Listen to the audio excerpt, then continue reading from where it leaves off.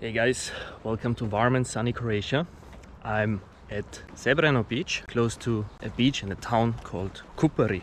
During Yugoslavian times, Kupari was basically the most luxurious holiday site of Croatia, of the Dalmatian coast. And then war came and all this changed. So let's explore and let me tell you a bit about the story. There we go, the Kupari hotel complex. I found out about this a couple of weeks ago and I was like, oh nice. I immediately saw that it's not that unknown. 10 minutes later I found out that Mr. Beast, if you don't know him, one of probably the most famous YouTuber, made a video here. He made it like very,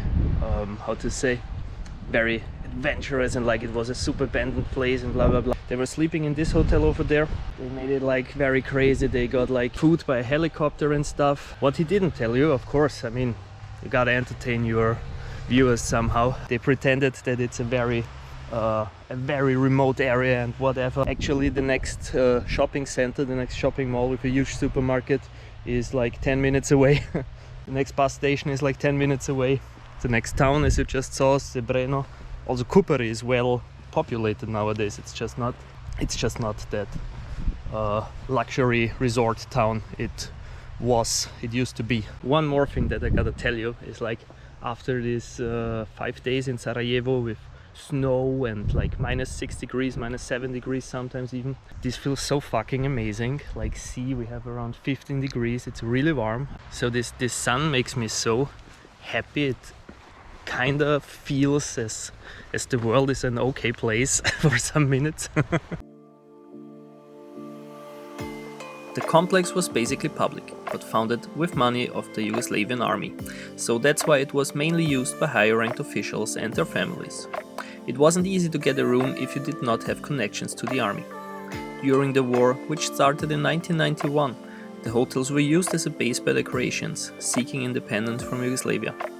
It ended in the Yugoslavian People's Army to bomb the hotels in which they were holidaying just months before, which led to the Croatian soldiers to abandon it.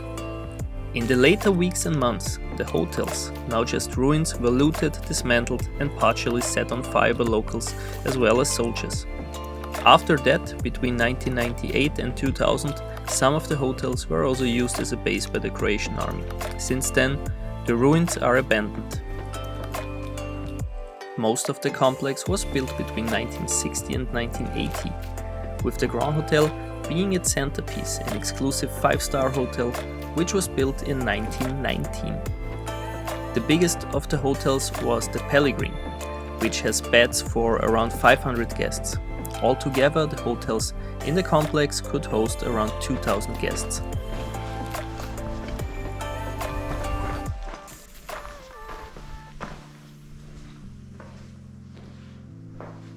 So I'm basically looking for a staircase because I would like to use this hotel to get down on the beach. Wow. Oh, wow. So this must have been one of the crazy fancy apartments, of course. Like look at this. Wow. There was a balcony, of course.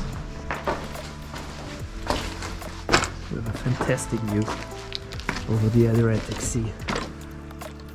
Nice. There on this wall you can see some what appears to be remains from like bullets or projectiles or whatever, bombs, I don't know.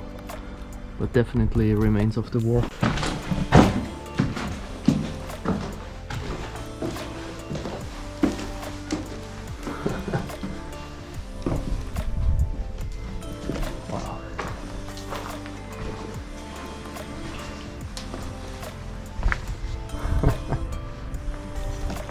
Crazy.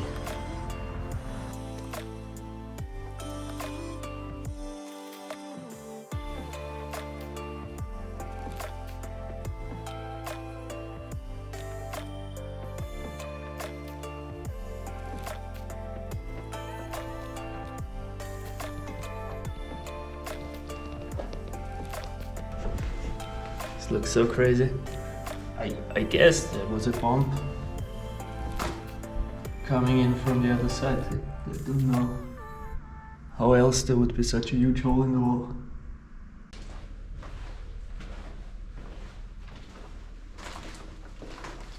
While nearly everything worth a dime was looted during and after the war, there are some rare remains, like furnitures.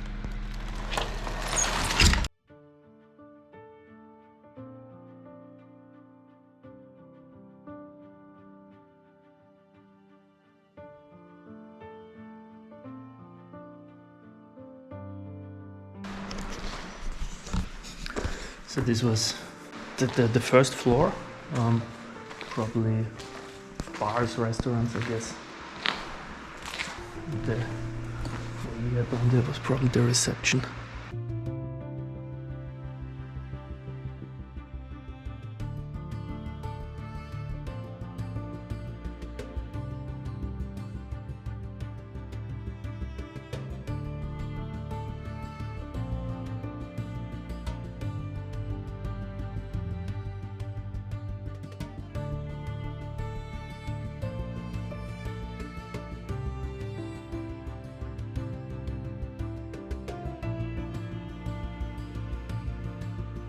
Guys, I just realized I did some very bad research for this place, for this video. So after coming out of this hotel, I realized that there are a lot of fences and even some guys looking like workers. I went there, I tried to communicate with them, but we couldn't find a language that we speak. And they look quite busy, so I got away.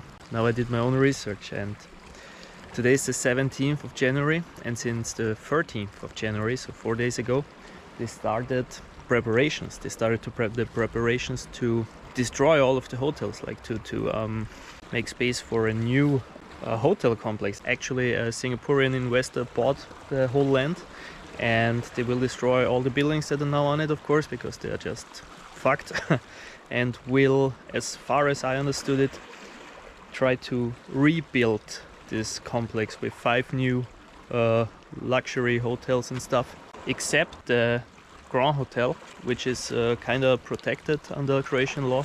It's a bit shitty because, like, yeah, they are workers and don't really want like, I'm not allowed to go in the buildings anymore, of course, which sucks. But I'm still allowed to walk around the beach, so I will try to get a bit closer to some of the buildings.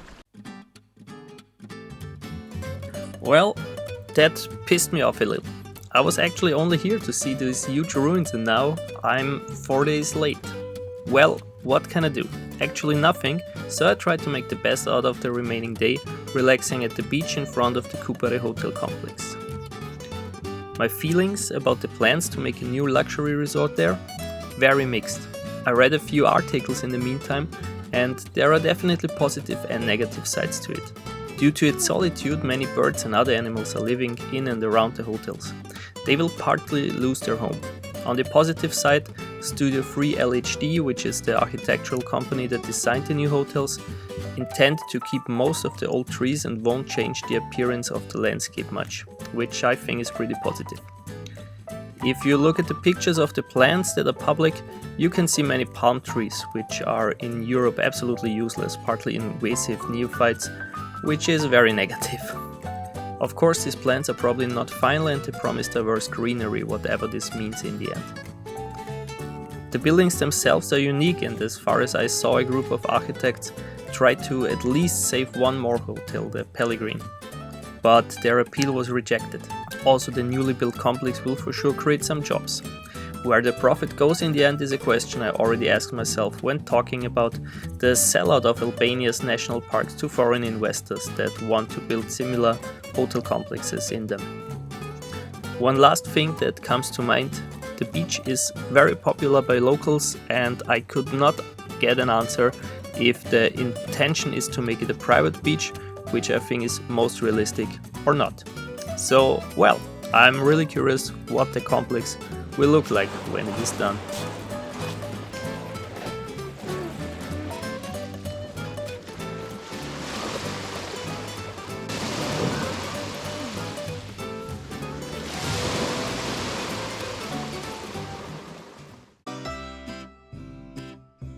As my bus the next day only arrived in the afternoon, it gave me some time to even explore the old town of Dubrovnik.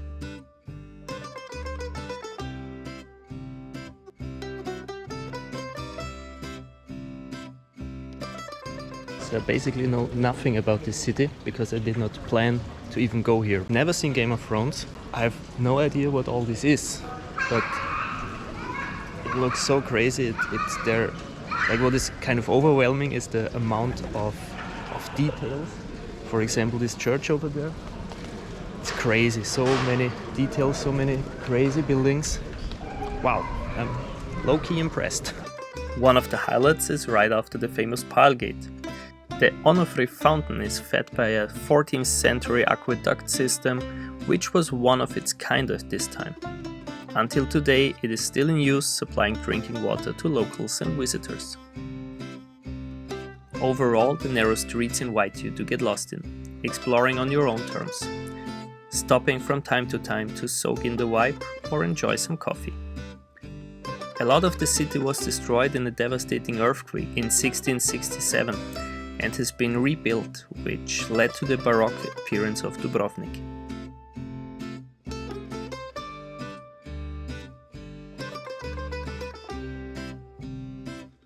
Also, the huge bell tower, constructed in 1444, was damaged multiple times by earthquakes, which led to his demolition and rebuilding between 1928 and 1929, and some restoration works after another earthquake in 1979.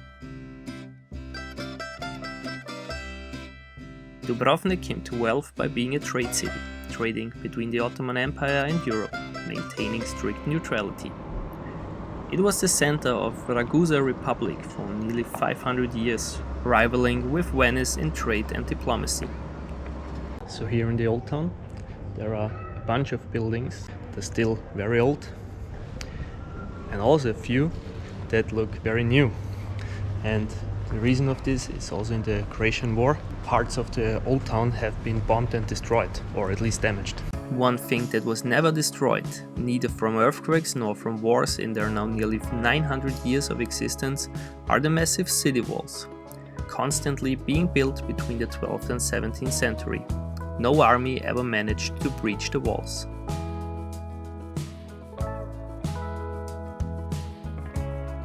Oh, and there are all sorts of curiosities around this city, like this gargoyle which functions as a rain pipe until today.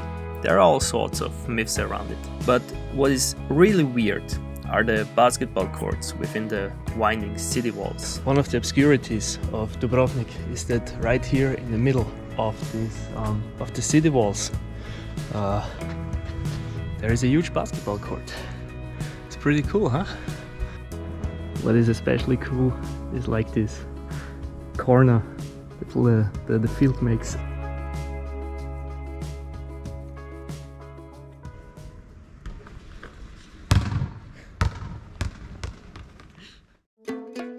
So, as disappointing the abandoned hotels in Kupari have been, the old town of Dubrovnik made up for it.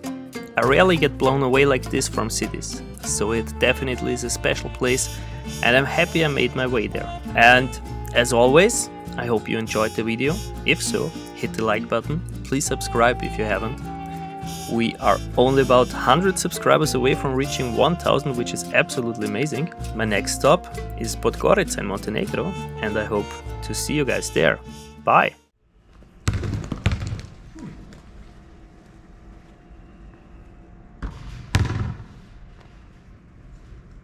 Oh god, suck at this.